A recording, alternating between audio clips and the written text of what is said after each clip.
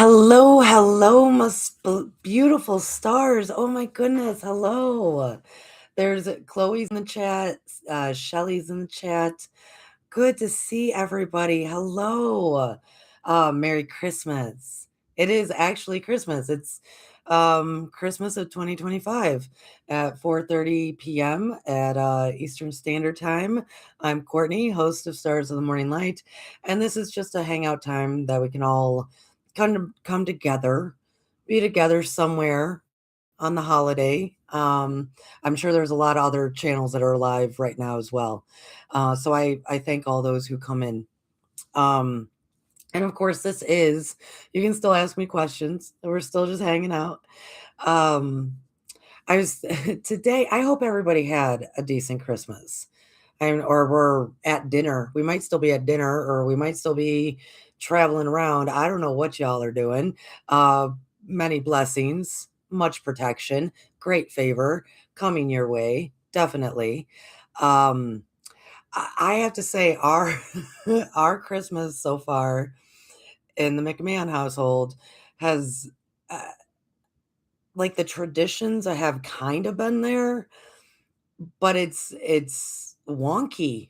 It was just wonky as in they're kinda there, but they look nothing like they ever have before. Like, here's an example. We don't do Christmas dinner. We do a Christmas brunch. Well, folks, that brunch still hasn't happened. So when I get done here, it's probably gonna become Christmas breakfast for dinner.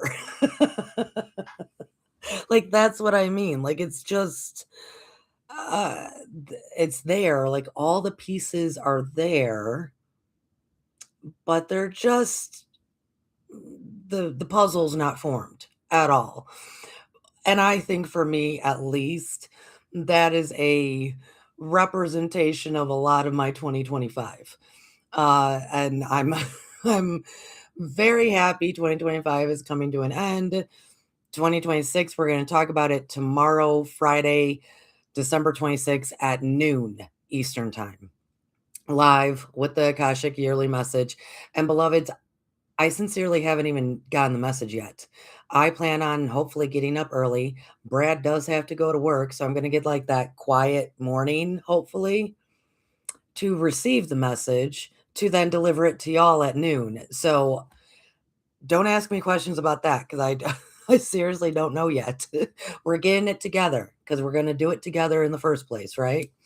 So that's kind of been so I'm not saying it's bad. We're having a fine Christmas. It's decent. It's fine. It's just the pieces. It's interesting. And they keep moving too. Like all the pieces of the holiday just keep moving. And it's like, wow, okay. Um Shelly says, okay, their day has been restful and enjoyable. Yes. Yeah, I'm doing the whole restful thing after this. Just gonna make some cupcakes when I feel like it, and Ryan is gonna make cookies, just comfort food and hot cocoa. Yes, that's what. Okay, so let me ask you all. You, Chloe, if you can type, and Shelly, if you can. Um, Anybody who chimes in later. I kind of was half thinking to skip the brunch right now, anyways, for dinner. Have whatever leftovers we have and then go straight to, because y'all, I haven't even made any Christmas desserts, anything yet. It hasn't happened. That's what I'm saying, like, no nothing that is standard. It just hasn't happened, or it was moved way over here, like, it's weird. So, I was also thinking of, like, why don't I just skip doing a big old breakfast for dinner and just, I don't know, finally make my holiday bread or my Christmas cookies or and then we just sit around and rest and hot cocoa and watch Stranger Things and whatnot. So I was also thinking that, like, why am I putting pressure on myself to keep up with something that mm, hasn't happened yet? Which, wow, I guess that's kind of. Think about that. Why do we put pressure on ourselves for things that haven't happened yet? So that sounds lovely, Shelley. That sounds lovely. So let me know, do you think I should just at least make, like, the cookie I really wanna make my holiday bread. So what my holiday bread is on my father's side, it comes from my father's side, easy peasy, and it's wonderful. It's banana bread with chopped up cherries, like, chopped up cherries and chocolate chips. It's delicious. It's so good. That's what we call holiday bread at my house. Um, because then when you cut into it, it's like you get, like, the little spots of red because of the cherries, and not a lot of cherries, and you chop them up. And you're mostly eating chocolate banana bread, and it's so good. It is so good. Anyways, so that's what I was thinking, was just at least getting that done, and maybe, yeah, maybe we can just munch on whatever leftovers we have and just hang out and chill. I don't know. We'll see what happens, and I can always do the brunch on, like, Saturday, right? So, yeah. Hmm. I wanted to share with you guys something too, because I was thinking about this. I was thinking about, like, okay, all of, like, your standard traditions, Courtney, this Christmas seem to be, like, just floating away. They're just floating away. Um, I was thinking, okay, what traditions did we upkeep then? What were we what was a successful tradition? Because I do like traditions. I think they're fun, especially if you and your family have your own, like, your own private, nobody does this tradition. And when I was paying attention to all these traditions just floating out the window, just not happening, on a Christmas that, by the way, we had to turn on the air conditioning on Christmas. It's very hot. I believe it's probably hot by you too, Chloe, down in Texas. Um, uh, so that in itself was kind of odd. So the one tradition, well, the two traditions. So one of them that we were able to upkeep, probably because it happens before Christmas even gets here. When we wrap presents and put name tags on them, we don't say, like, "To Courtney from Brad," unless it's, to a sibling or something, and we have to ship all those gifts anyways to family members, so they're already out of the house by the time Christmas gets here, that we write different things.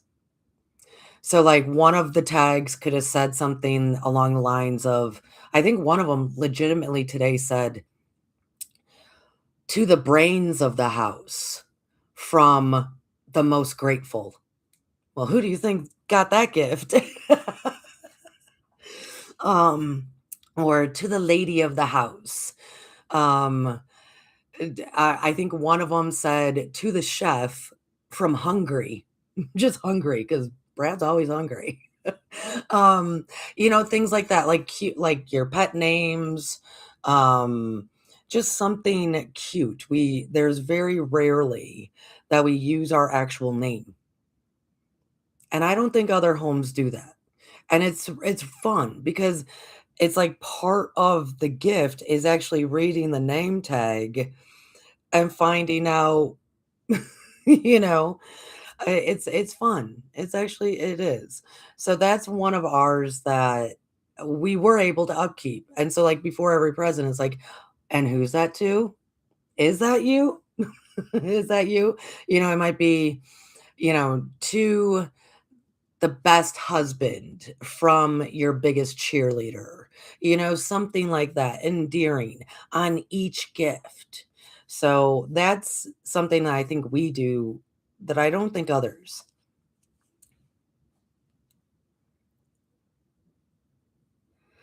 Oh, nice. Shelly says she's gonna make spaghetti tonight, because that's their favorite to then sit and watch A Christmas Story.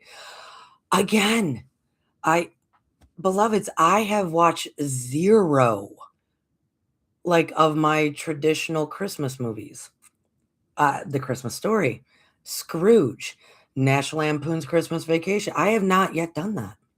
Like, I don't know what happened. It's fine. Yeah, thank you, Shelly. Yeah, make my holiday bread.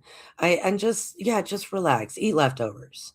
Make it easy peasy. I thank you. I think so.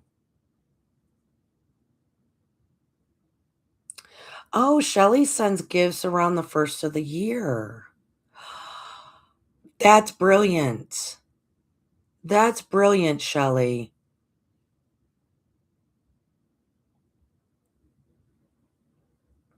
Yeah, okay, and she writes husband on the yeah, see, she writes husband on the tags. Yeah, I might write hubby, husband. Oh, one of them today, I think, was to the lady of the house from Mr. Fix-It. Just fun stuff. Okay, cool. And another one that I was thinking that, let me go into it because I think Brad and I, we don't have children. We've been together 17 years. We don't have children. It just was not something that was able to happen for us. And now that we're older, periodically we look at each other and we go, oh my goodness, we could have a teenager in this house right now. And then we become even more grateful. Just saying, all of you that do have children in the home, no matter what the age right now, or you're taking care of grandkids, whatever, God bless you. God bless you, you superheroes. Because, wow, the holidays, right? So, w- we, though, regardless of having kids or not, Santa Claus still comes to our house. He still comes down our chimney. He still puts something there. He still drops off gifts to Brad and I. And when I've said this to other adults, because yeah, I'm in my 40s, so is he. When I've said this to other adults, they have always looked at me crazy, like, "What? Why don't you just give each other gifts and call it a day?" Because for me, Santa's awesome and Santa's real. Santa is real. I love Santa. So let me bring you to like little Courtney. Little Courtney. Um, there was a tradition in my house, and it wasn't really even a tradition, it was like a rule growing up. Uh, in which there were very few rules, but this was definitely a rule. At Christmas, my sister and I were never allowed to, the Christmas tree would probably be in the living room or something, as most homes are. We were not what you see on TV allowed to just like run downstairs and see what Santa got us. We were not allowed to do that. We had to wait until our parents were in the living room and called us down or called us in, whatever. That was a big rule. It was a huge rule. And as an adult, now I understand because another part of that is my parents and I don't. No one in my family does anymore or never did. They don't wrap the Santa gifts. Same as like with the old cartoons when you see Santa come down the chimney and you see the doll that he puts down. You see the truck that he puts down. Whatever it is, it's not wrapped. So we don't wrap Santa gifts. We wrap them from family members, from other people, what have you. We don't wrap Santa gifts. So I understand as an adult now that my parents wanted to see on their children's faces that first hit of, "Oh my," that first hit of delight. And if I was a parent, hands down, I would make that a rule too, because I want to see the spirit of Christmas on their face. I want to see them just light up with excitement and, uh, surprise and joy and all of it. I wanna witness that, right? So, it was a big rule. You cannot I mean, woo, and not neither my sister or I, we never dared either. For some reason, we took this very seriously.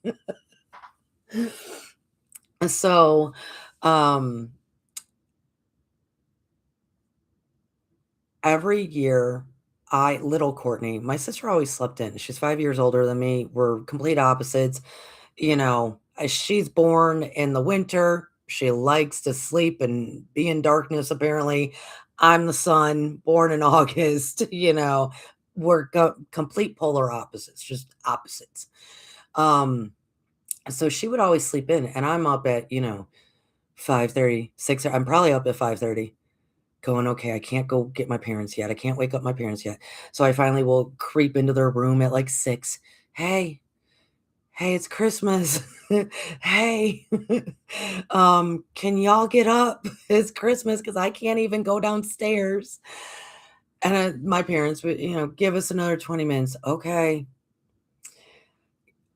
Even if I hear my parents get up, go downstairs, go get their coffee, I still can't do anything until they call me down. Like, even though I know they're awake, and my parents, man, they do not care. We're gonna have our coffee first. Very much, the old ways of, like, "I made you. I will tell you when you come down. I'm having my coffee first." Um, and so usually I would stand at the top of stairs like, "Hey, are you ready yet? Are you ready?"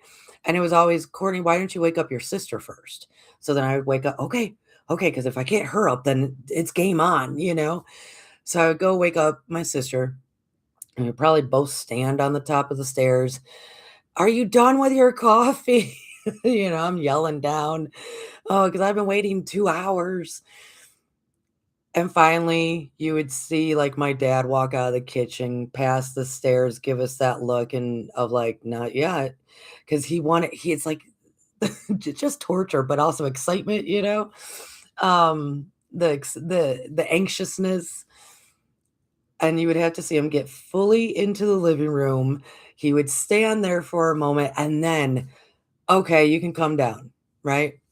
So, it didn't matter in what kinda house we lived in, upstairs, downstairs, whatever. Like, it was the same kind of scenario all the time. Well, one year, I believe I was maybe 3 or 4, maybe 4? I don't know. Christmas Eve, we apparently, we had a huge party. I will tell you, my house, when my parents were together, was a very active party house, right? It was kinda back when people would just stop by all the time. "What you doing? Let's hang out." So, this Christmas Eve, though, was like, wow, like, families there, friends there. I somehow everybody in the whole damn neighborhood apparently showed up, like, all walks of life, but that's cool, more the merrier. And I remember the night Christmas Eve night as this is all unfolding and little Courtney, I think I was about 4, right? Is just doing her thing with all these people. Uh, my dad, like, the stockings had fallen off the chimney, and he was standing there putting them back up, and I was like, "Hey," and I think I seriously asked, like, "Is Santa still gonna come, down our chimney? Because 'Cause it's been going all night. All these people are here. I don't even know they're still gonna be here in the morning." Like, I'm trying to find out, like, the logistics. Is Santa still gonna come? Like, he's not gonna forget about us, and apparently you and mom are gonna sleep in the basement for some reason. What's what's the logistics here, dad? As, like, a 4-year-old. I need to know, right? I need to prepare. I need to figure out what's happening. And he's saying that Santa's gonna come, Courtney. It doesn't matter where we sleep. It doesn't matter really where you sleep, but you need to sleep in your bed and not come down these stairs until I tell you to. Okay, I can follow that rule until, beloveds. Little Courtney wakes up at, the crack of dawn, probably before the crack of dawn. Even though everybody probably just went to sleep maybe 2 hours before, you know? Um, I'm up and I'm doing my usual, okay, I'll just lay here and entertain myself, count the stars, do whatever until, I do see some sunlight, a little bit of light. I'll just entertain myself, and then it dawned on me, and I freaked out. How am I going to go downstairs and go down another flight of stairs that I have to pass the living room because it was kind of like an open once you come down the flight of stairs from the top, you can see the entire living room. And I would have to, like, dart around into the kitchen to go downstairs where my parents were sleeping to wake them up. Beloved's panic-stricken little Courtney, "Wait a minute. They might never wake up because they just went to bed, like, 2 hours ago. They might not wake up for a long time. Sure, my sister doesn't wake up, like, nobody wakes up except me. What am I supposed to do? I can't look at the living room." And then that's when I went, "Ah, I just can't look at the living room." So little Courtney decides, I'm going to get out of my room. I'm going to get to the staircase and I'm going to walk down the staircase, staring at the wall and holding onto the wall in the darkness to not look at the living room. Don't pay attention to the Christmas lights. Can't see anything. This is a rule. So I'm going down the stairs. I'm going down the stairs. And, but I'm also a 4-year old and the living room is right there. And I pause, because now it's like, nobody would know. Nobody would know if I looked. I could look and still go get my parents, or I could look and go back up to my bedroom and let them sleep in. Nobody would know. This is the mind of a child, right? So after a long debate, and I'm seriously holding the wall because what do I do? What do I do? And I decided, well, you can just peek. Just peek. Just a little baby peek. So I'm like this, and I turn my head slightly like this. And I kid you not, because the fireplace is right behind me. It was right next to the stairwell or the stairs. I kid you not, to this day, it was as if I saw a big flash go up the chimney. And I turned my head around and I went, "That was Santa. That was Santa. Oh my god, I'm not supposed to look. That's why I'm not supposed to look." Like, instead of the rule of, remotely understanding why my parents wanted that rule to be as an adult, I'm thinking, "That's why I'm not supposed to look. Because if you look, you see him, and if you see him, that's not a good thing." And I'm thinking, I just saw Santa fly up the chimney because it was this beautiful, like, golden flash of light that went up to and now as an adult, beloveds, probably light coming off of something, a candle, tree, something, but I kid you, to this day, I don't know. I really don't know because I've seen a lot of things in my life, as many of the people here know. I've seen a lot of things. I don't know. Because it was not just like a little flicker, it was not like a little ball, it was not no, it was like a massive, sparkly gold light that swooped up my chimney, and I will say, after I'm doing the whole thing, even as a child, thinking that was Santa, I somewhere within me, like, I think the next step I took down, I went, or is the fire still going? And if the fire's still going, that's probably not good, like, that really does need to be put out. So hear me out. I quickly it's like I shielded myself from where the presents were to just look at the fireplace and find out, "Oh, no, there was 0 fire, cold." It was cold. So, what was that? What was that? When we think of everything as energy, I don't know what that was. I I don't know, but I did see it. And like I said, it wasn't just like a little candle or a little bulb, glowing orb. It was a massive it was massive. Um, and it it was, like, round back here. Think of, like, a comet that it's like, okay, you kinda got the burning ball, but then that big tail, it was as if it looked like it was the tail was being sucked up the chimney and the base of it then followed like vroom, and it was gold and sparkly, like a whole pile of stars mixed together. It was beautiful. It was absolutely beautiful. I don't know what it was. So, little Courtney then became like and by the way, I then did continue down all the stairs, and I unfortunately went and woke up my parents. Yeah, they were not happy about that because yeah, I think they maybe fell asleep an hour before. Anyways, uh,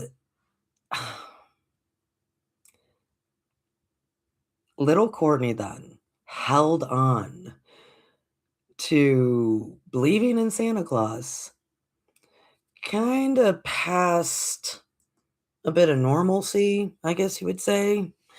And then when I found out, because enough of the kids at school are brutal, right? Kids at school are brutal. They're just uh, little kids, teenagers, tweens. Oh, tweens are really brutal.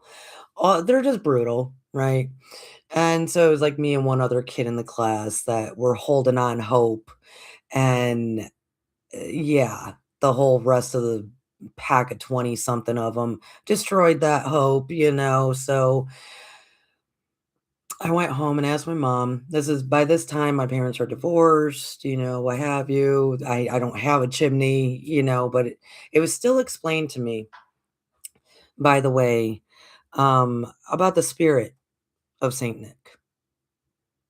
I grew up with the backstories, right, of Saint Nick. I grew up with the backstories of all the different folk tales of who this jolly guy is, or even the more authentic ones. I grew up in a household that told stories, and so I already had all of that in me. And in little Courtney, grade school Courtney, it was they're all in one. They're all in one. It's just right? I don't have to pick and choose which story to flow with, because why can't it be all of them?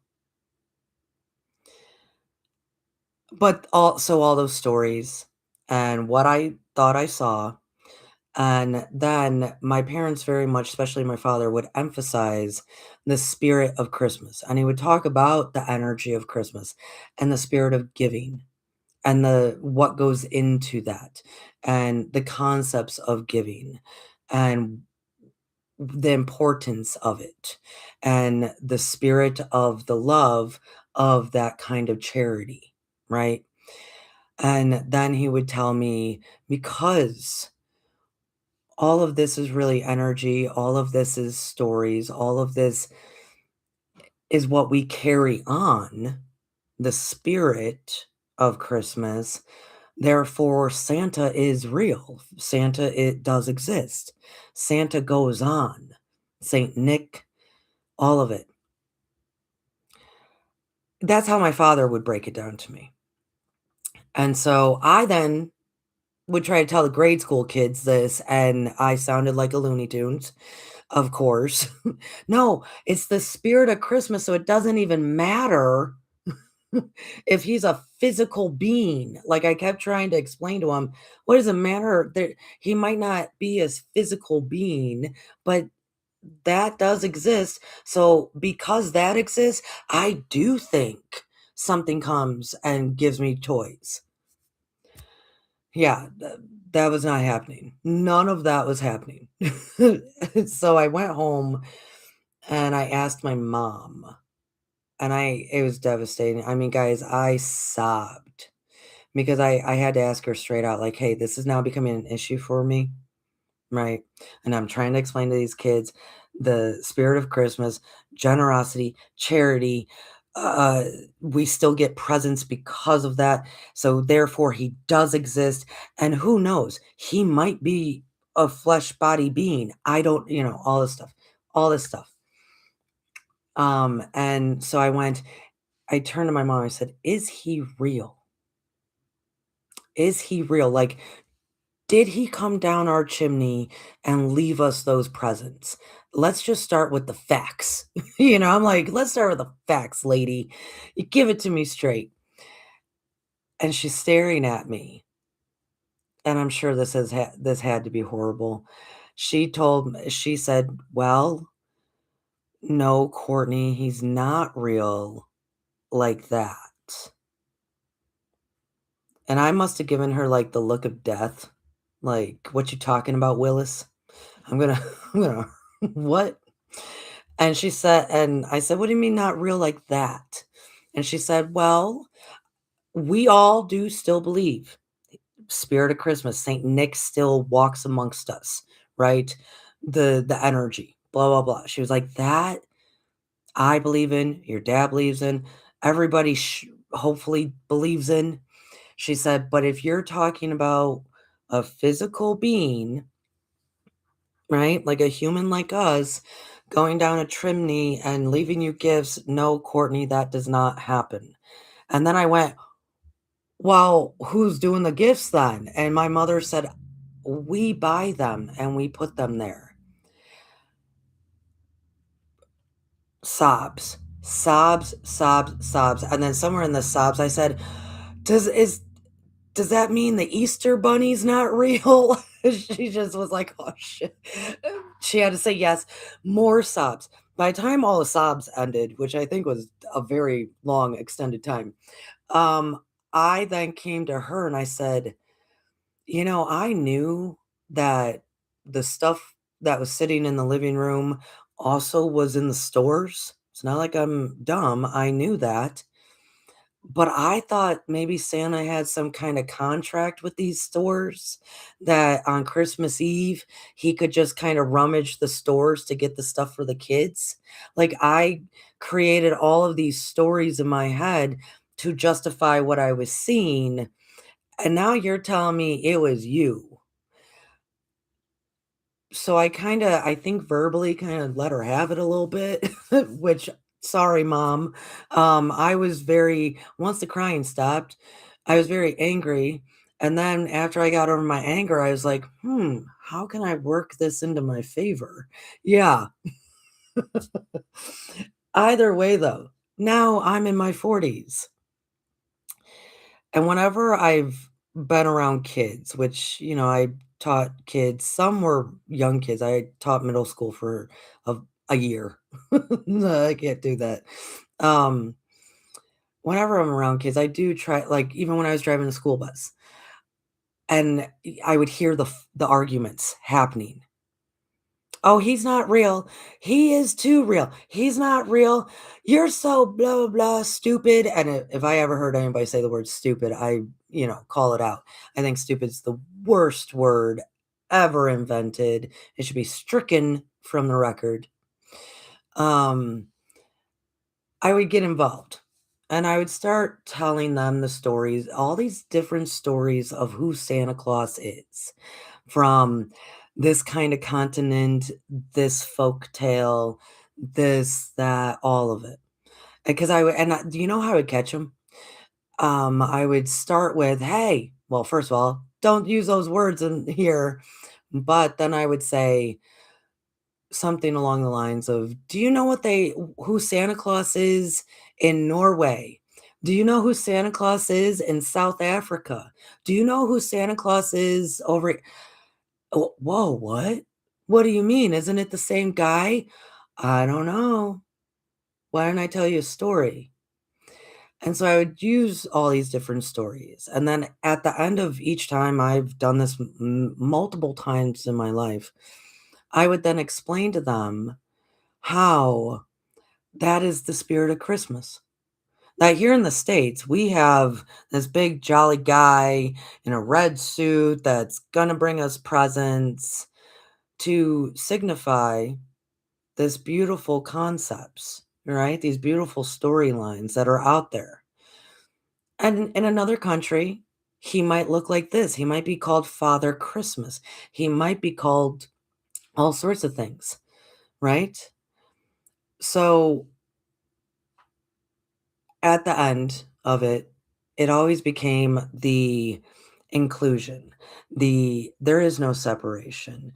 It is the manifestation, demonstration of, and of course, I'm using simpler words with kids, but all of it, of the energy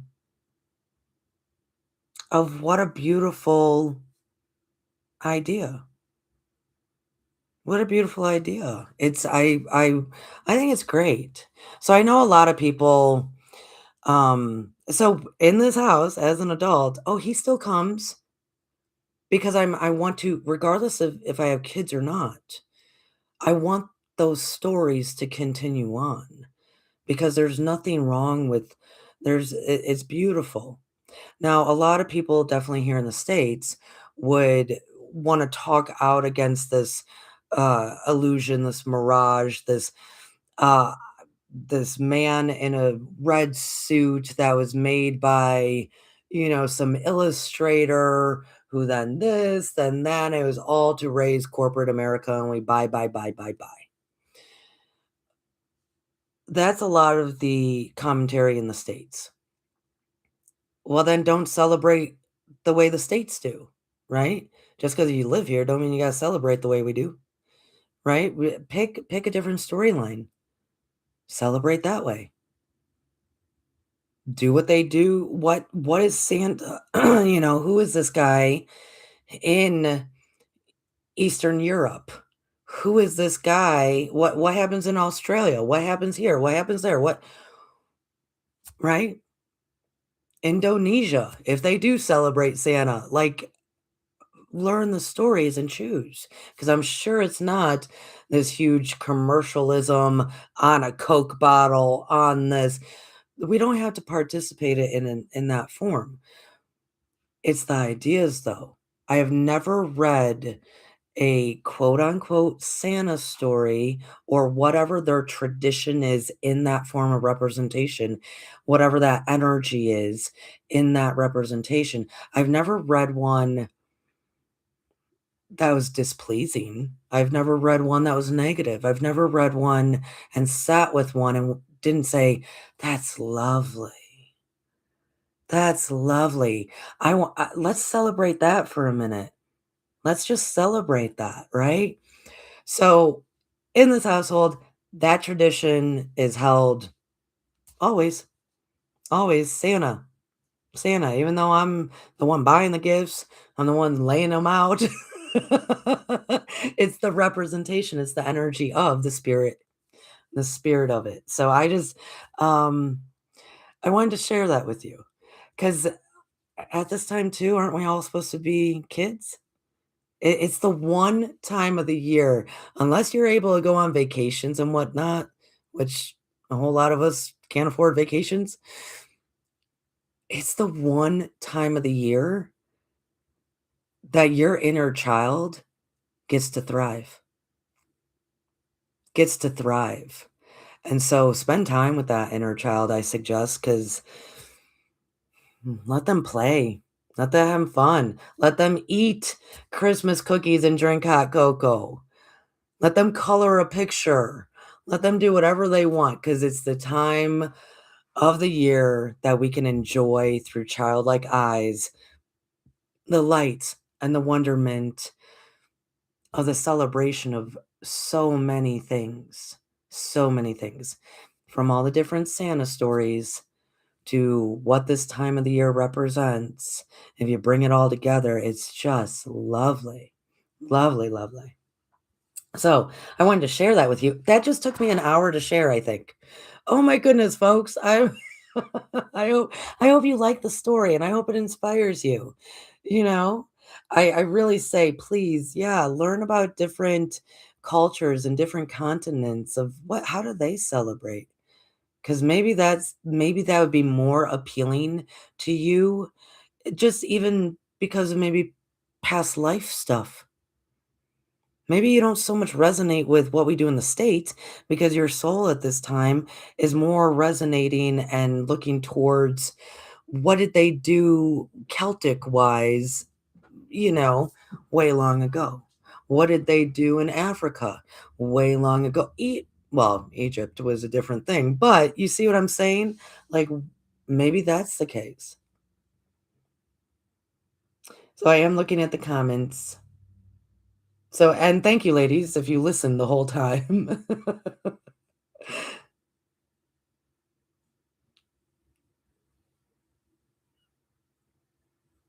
And if you do have a question, you can put it out there. Hmm.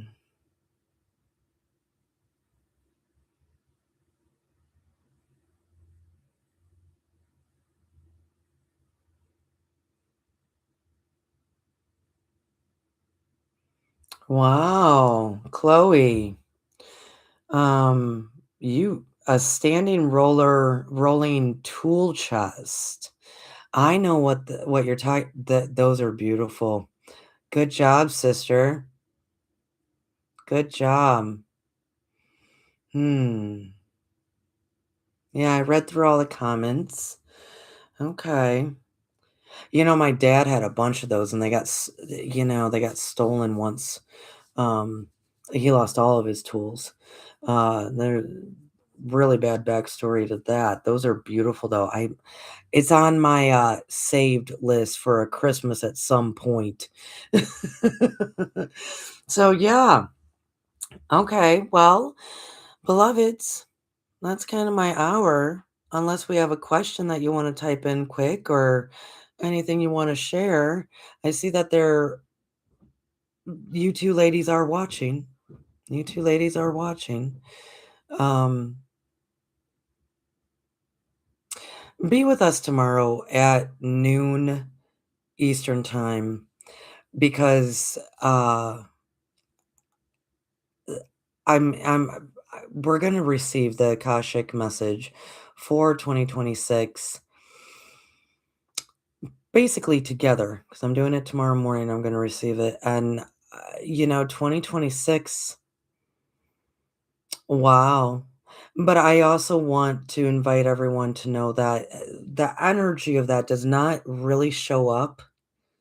And a lot of the patrons know this of Stars of the Morning. Like the energy doesn't of the turn of the year does not normally really show up until towards more of like the Chinese New Year because they follow the moon. And that's when it's like, whew, okay. So it's not really until about that first week in February. That's why it's called the dark moon phase in many ways. But it's really the energy of for the new year does not show up until about the beginning of February. And so we will have after the message tomorrow, we'll have kind of a month that we can utilize to prep for whatever is coming, right? Based on what they say tomorrow. So I suggest that you all be here noon Friday, December 26th, noon Eastern time. Be with us live in the chat and enjoy. So, beloveds, Chloe, mm, Merry Christmas, Chloe. Merry Christmas. Shelly, Neil, Ryan, beloved Richard's household, you are amazing and wonderful. Happy Yule. Happy you. Be comfy. Comfort and joy. Love y'all. Love you, Chloe. Love you, Shelly, Neil, all y'all. Love anybody else listening. Merry Christmas, folks.